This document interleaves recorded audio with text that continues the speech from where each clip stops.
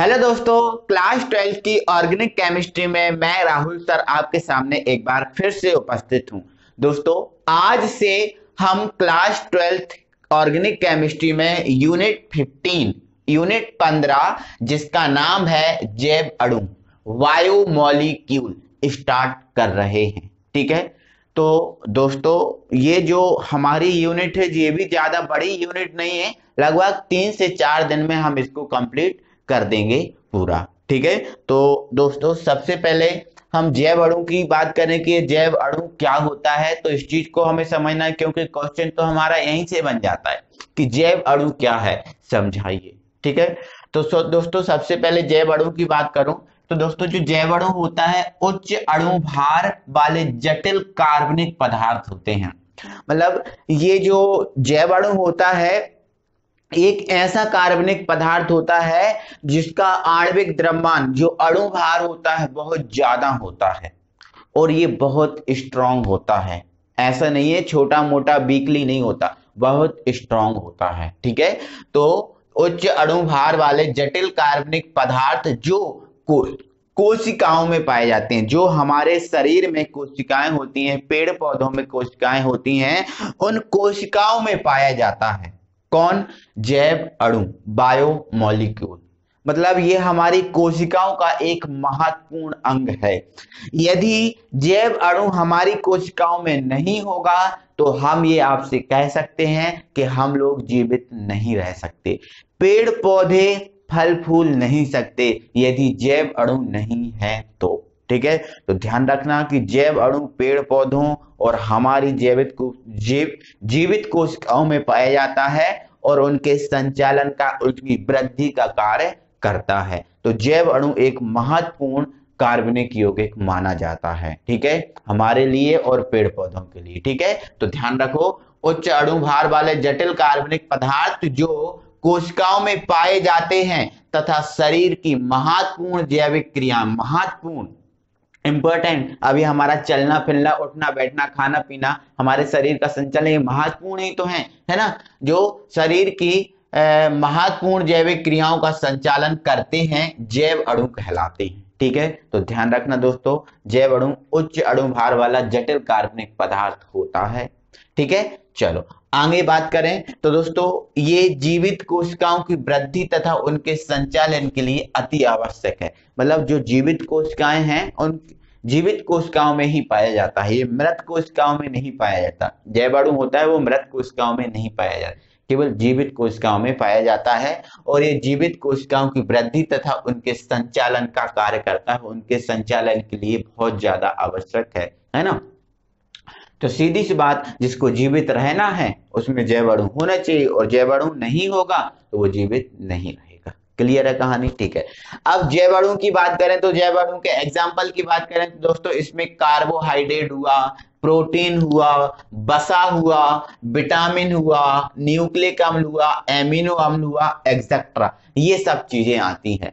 Means कहने का मतलब दोस्तों ये है कि इस जैव अणु वाली यूनिट में हमें कार्बोहाइड्रेट, प्रोटीन, वसा, विटामिन, न्यूक्लिक अम्ल ये सब चीजें पढ़नी है। ठीक है, और इन सब को ही बोलते हैं हम जैव अणु, है ना।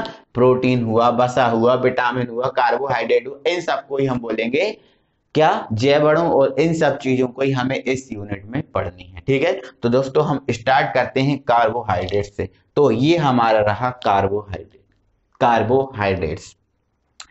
अब यदि दोस्तों कार्बोहाइड्रेट्स की बात करूं तो देखो कार्बोहाइड्रेट्स में जो कार्बोहाइड्रेट्स होता है ये भी कार्बनिक यौगिक होता है, ये भी कार्बनिक यौगिक है। लेकिन दोस्तों ये एक ऐसा कार्बनिक यौगिक है जिसमें कार्बन भी होता है, हाइड्रोजन भी होता है और ऑक्सीजन भी होता है। कार्बन, हाइड्रोजन और ऑक्सीजन ये तीनों उपस्थित होते हैं, उसे बोलते हैं हम कार्बोहाइड्रेट्स। और दोस्तों इसमें कार्बन हाइड्रोजन और जो ऑक्सीजन है इसका अनुपात होता है 1:2:1। मतलब कार्बन और जो ऑक्सीजन होती है इसका दोगुना इसमें क्या होता है? हाइड्रोजन होता है। ठीक है, समझ रहे हो ना। जैसे मान के चलो हमने देखा जो कार्बोहाइड्रेट है, इस कार्बोहाइड्रेट का एग्जांपल होता है C6H12O 6। ठीक है, 6 से काटना, 6 एकम 6, 6 दूनी 12, नो नो 6 है यहाँ पर। ठीक है, 6 एकम 6, 6 दूनी 12, 6 एकम 6। देखो अनुपात यही निकला ना। ठीक है, हाँ ऐसे ही फ्रक्टोज का होता है तो अनुपात यही होता है ना। तो ध्यान रखना दोस्तों कि इस कार्बोहाइड्रेट में कार्बन, हाइड्रोजन और ऑक्सीजन का अनुपात 1:2:1 होता है ना। ये याद रखना, 1:2:1 है ना। तो दोस्तों हमारी बॉडी में तो कम, लेकिन जो पेड़ पौधे होते हैं इन पेड़ पौधों में लगभग 70% कार्बोहाइड्रेट होता है। 70%, मतलब मेन जो आधार है पेड़ पौधों का, वो आधार कार्बोहाइड्रेट ही देता है पेड़ पौधों को। तो ये इंपॉर्टेंट है ना। और हमारे बॉडी के लिए, पेड़ पौधों के लिए, सबके लिए इंपॉर्टेंट है ना। हमारे लिए दोस्तों अगर स्रोत की बात करें तो ऊर्जा का प्राथमिक स्रोत कार्बोहाइड्रेट ही है। अगर सबसे पहले सबसे जल्दी ऊर्जा आपको यदि देता है कोई, तो वो क्या है? कार्बोहाइड्रेट। अब कार्बोहाइड्रेट कहां से मिलता है?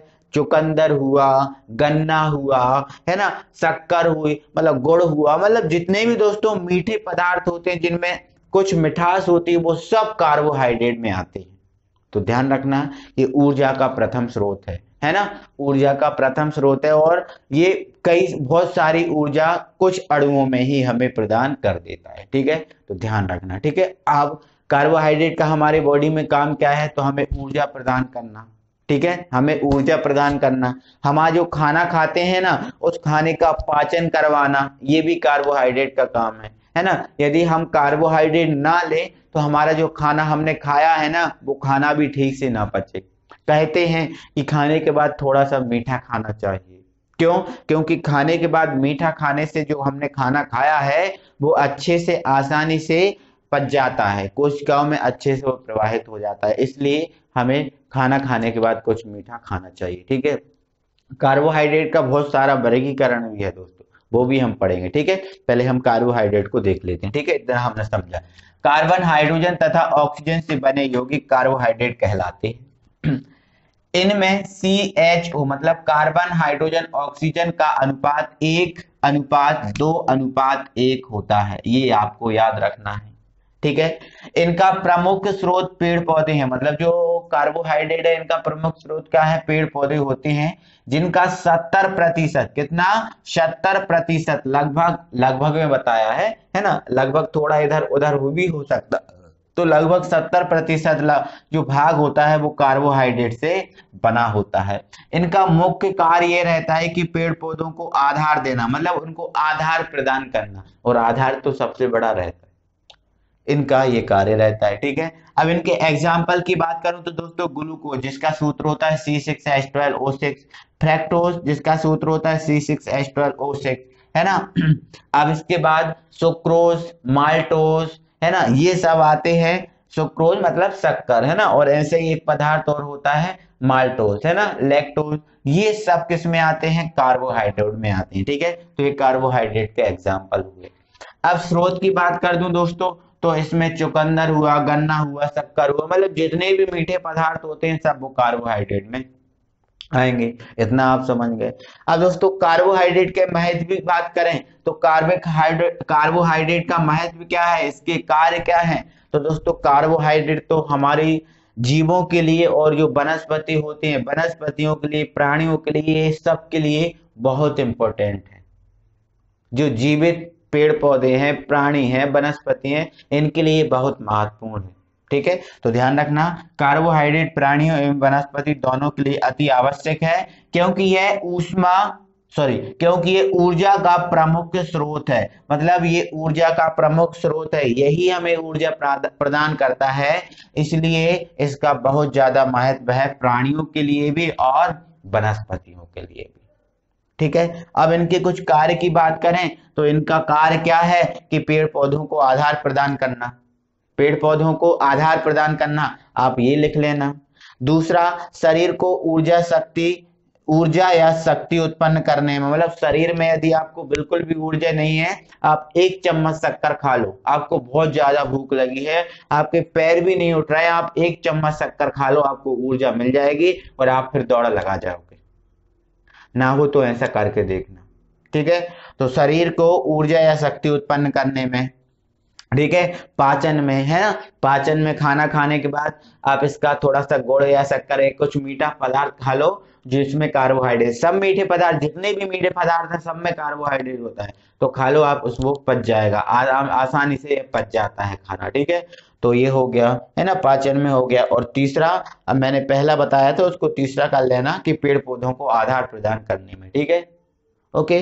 तो ये कार्बोहाइड्रेट के कार्य हुए। ठीक है, तो दोस्तों फिर हम आज की वीडियो में हम इतना ही रखेंगे, इतना ही आपको पढ़ा रहे हैं। कल हम कार्बोहाइड्रेट का वर्गीकरण करेंगे पूरा, कार्बोहाइड्रेट कितने प्रकार का होता है, कैसा क्या है ना, इसके जितने भी प्रकार होंगे पूरा सब अध्ययन करेंगे। मतलब कार्बोहाइड्रेट नाम का जो चैप्टर है मेरे भाई, वो कल की वीडियो में हम पूरा समाप्त कर देंगे। ठीक है, तो दोस्तों फिर आज के लिए इतना ही। वीडियो अच्छा लगा है तो प्लीज वीडियो को लाइक कीजिए। ठीक है, और अभी तक आपने हमारे चैनल को सब्सक्राइब नहीं किया तो प्लीज चैनल को सब्सक्राइब कर लें और बेल आइकन को ऑन कर लें। अगले वीडियो में फिर आपसे मिलते हैं, तब तक के लिए थैंक यू मेरे बच्चे।